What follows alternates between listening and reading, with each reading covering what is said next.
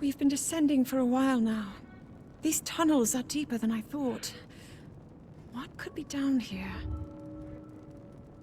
Our story opens beneath the castle, in a place hidden from legend, kept secret for countless generations, a place even the princess does not know about. Gloom permeates the cold, stale air, yet is not concentrated malice as seen in the Calamity's advent, and lacks the capacity to harm those tolerant to it. After crossing tunnels of antiquity and diving deeper into the pit, our hero and princess discover the source of the aforementioned gloom. Upon approaching the rotted corpse, he awakens.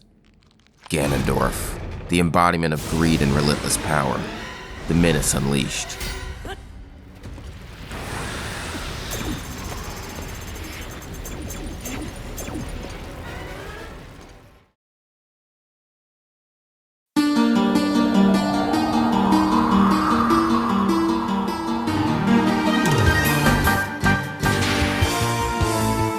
For decades, fans have clamored for the perfect iteration. For some, we may have already gotten that peak, so to speak. Spanning across 4 main titles, despite his popularity, Nintendo remained reserved with the menace, and would only unleash him when appropriate. Which brings us to the present day, where I believe Ganondorf has finally been perfected. Tears of the Kingdom makes his presence known from the very beginning, and we know what happens. The near annihilation of the Master Sword, and the obliteration of Link's arm is truly unforgettable, unmatched by anything we've seen thus far in Zelda, truly setting the stage for what would also be an unforgettable adventure. Despite some fans' opinions regarding the game, people started to call the game $70 DLC, as in, this wasn't truly a new Zelda game, just a giant expansion pack for Breath of the Wild. And now that the game's released, it's clear that, unfortunately, they were right. It's the biggest, greatest expansion pack ever, but it is just that. An expansion, not a sequel. Tears of the Kingdom delivers in many aspects, which we'll delve into in another video if you're interested. But one thing it truly does excel in is its representation of the Demon King.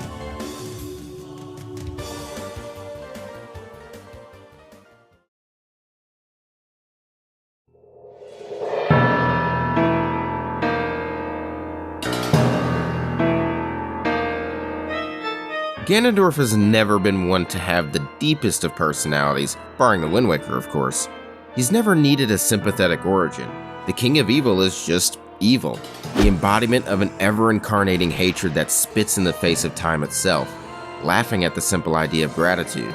In this game, Ganondorf was evil from the start as far as we know, although he was given some deeper motivation through his disposition towards the Zonai, and seemed to be proficient in demon magic prior to his acquisition of a secret stone, potentially groomed yet again by Koumei and Kotake. Besides this, he's a straight-up demon, and in some ways reminds me of both Demise and Girahim in personality. He's cunning, battle-hardened, and a tad bit insane.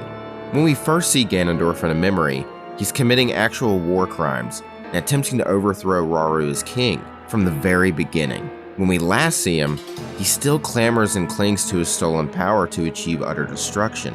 Pride would ultimately be his downfall.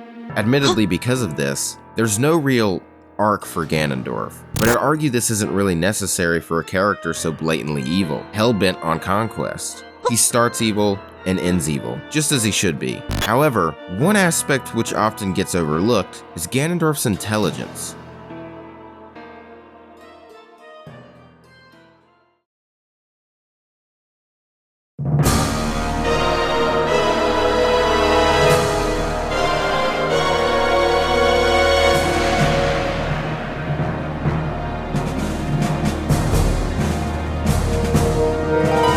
Ganondorf has often outsmarted our hero and other major characters in-universe, such as the King, Zelda, or the Sages. With Tears of the Kingdom, Ganondorf was granted knowledge from the Era of the Gods, as he states in Japanese, which is a can of worms all on its own we'll get into a bit later on in the video. In any event, it seems Ganondorf was granted more than just knowledge of the ancient past, as he sends virtually everyone on a goose chase the entire game, using a Phantom of Zelda to keep our hero occupied, all the while rebuilding his strength to pursue his dominion across Hyrule. In the ancient past, he tricked Zelda and Sonia, again with the Phantom, murdered Sonia, and stole her secret stone, ambiguously adding a new type of sage into the mix. Beyond that, everything was meticulously planned by Ganondorf, possibly going all the way back to the Calamity, weakening his seal, and the obliteration of the Master Sword. He is also most proficient in magic, and his knowledge on ancient Zonai legends seems to have no bounds. Moreover, general ability to outwit foes, or knowledge in magic, Ganondorf also has clear morals that persist past his demonic nature. Although still incredibly skewed, they're worth noting.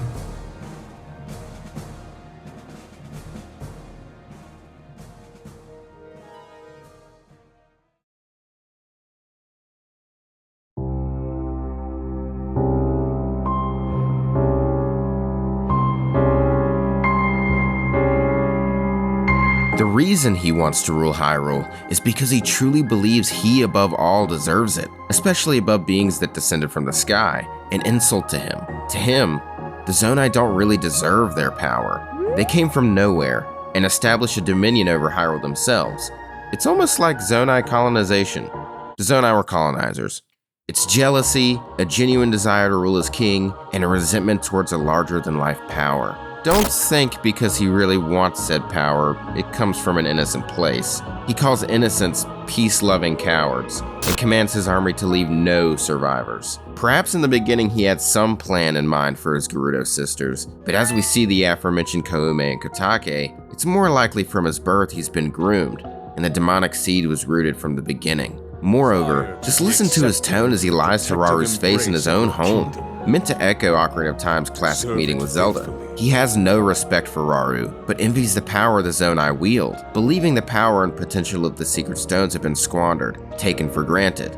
When we meet Ganondorf's specter towards the endgame, he speaks with a royal, holier-than-thou tone. This is where he claims the stones imbue the wielder with an ancient knowledge dating to the era of the gods. I just love how he's respected here, and Matt Mercer absolutely knocked it out of the park.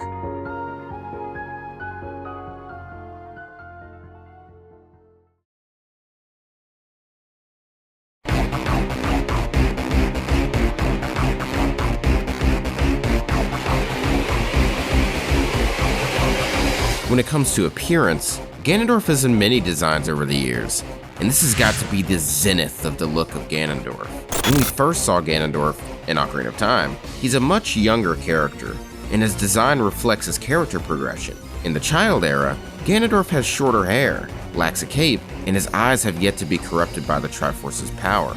After acquiring said Triforce, all of these aspects shift. In Tears of the Kingdom, it's no different. Much like Ocarina, Ganondorf's design reflects the evil within, and changes after his acquisition of a powerful relic, a man who prioritizes power above all and looks down upon the weak. This design is what I would say is the perfect middle ground of Ocarina of Time and Wind Waker. From the half-robe to his flowing locks, he's both menacing yet reserved. But we can't forget his second form. Master of the Secret Stone is peak Zelda design, taking the best aspects of both Ganondorf and Demise, then blending them together beautifully. The way malice courses through his body, an inorganic material becoming organic, it's body horror, but Zelda-fied. The horns piercing from his head are also such a small, yet crucial detail to really sell the fact that he's no longer human, but a demon king. This is the best villain design I've personally had the pleasure of witnessing. It just scratches that itch. Perfectly balanced.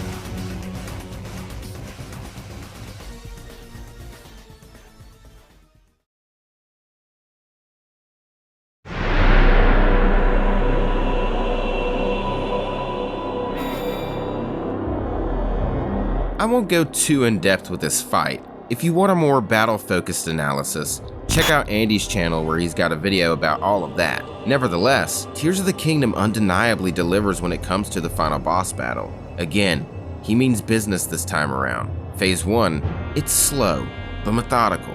Ganondorf always facing you, and ready to demean you at every chance he gets. The setting is also perfect, battling the Demon King in the depths of hell, set to an ominous, bone-chilling ensemble of percussion and dissonant voices. Phase 2,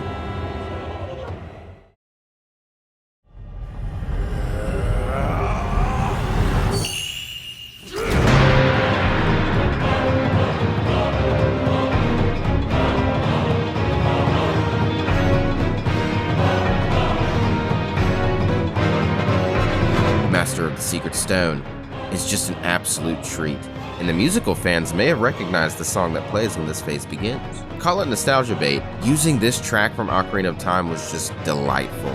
Then hitting us with the fucking... And we can't forget the fucking...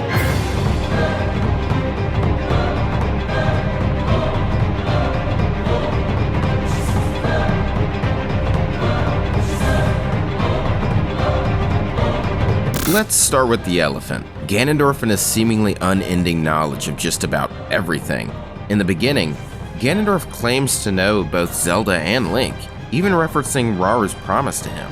Is this a paradox, or could it be something more? Personally, I believe this could be because of the Secret Stone. Ganondorf may have been granted more than just knowledge of the past, but potentially the future as well? Admittedly, this is very headcanon. We only know that the stones give ancient knowledge. However, I do wonder how many characters have had clairvoyance, or can straight up see the future. As it stands though, this may have just been a writing error, and isn't anything deeper. What do you think? Paradox, writing error, or leaving the door open for something more?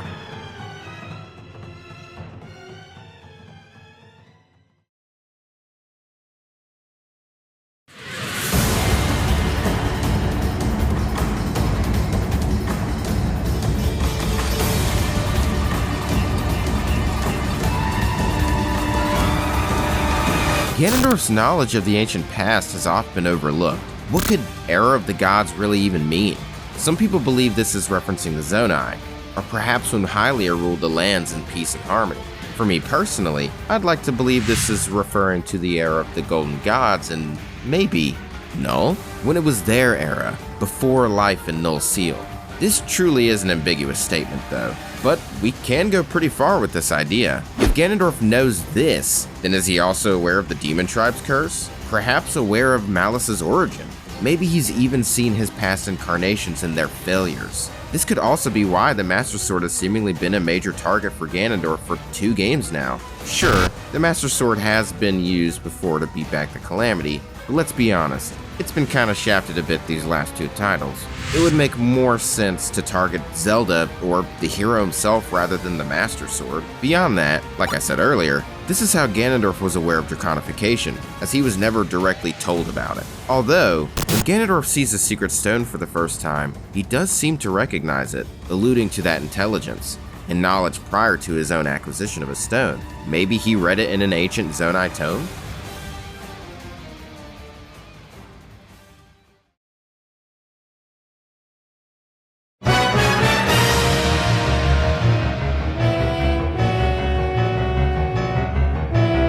This one has less to do with Ganondorf himself, and more to do with the depths in Gloom's origin as a whole. We know that Echoes of Wisdom and Tears of the Kingdom did share some development time. This explains why Echoes of Wisdom borrows quite a bit from both Breath and Tears.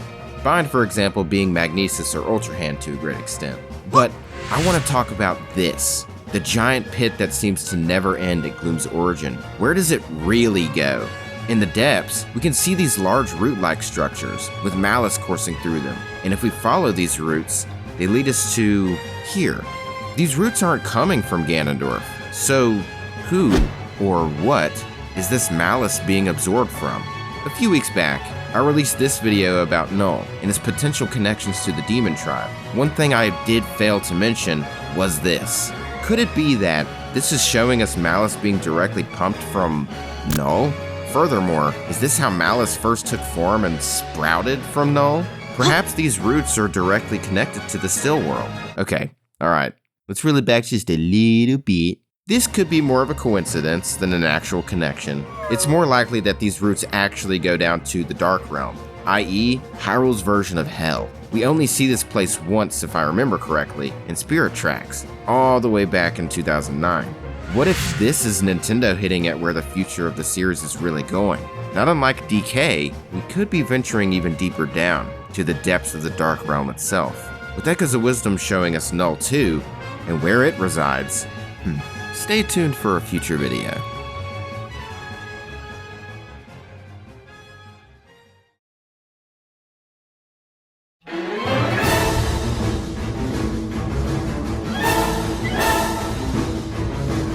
Lastly, will Ganondorf return? After turning into a mushroom cloud? I want to say yes, as the stones aren't directly tied to one's existence, and as we see with Zelda, some part of the original person does still reside within, despite what the game does say. Zelda is also just known for its time travel. Who's to say Nintendo can't pull a demise again with Ganondorf, having an antagonist go back in time to revive their master? Malice is also never going anywhere, it's just a fact of life. Another yin and yang. There wouldn't be evil if there's no malice, and there wouldn't be gratitude without malice. The final reason is, this is actually the third Ganondorf in the series. Nintendo has already written reasons as to why Ganondorf can always exist, in one form or another. However, do I want to see Ganondorf again? If I'm being entirely honest, no. I really like Null, and think it's a perfect new antagonist to carry the series forward. It just needs more time in the spotlight.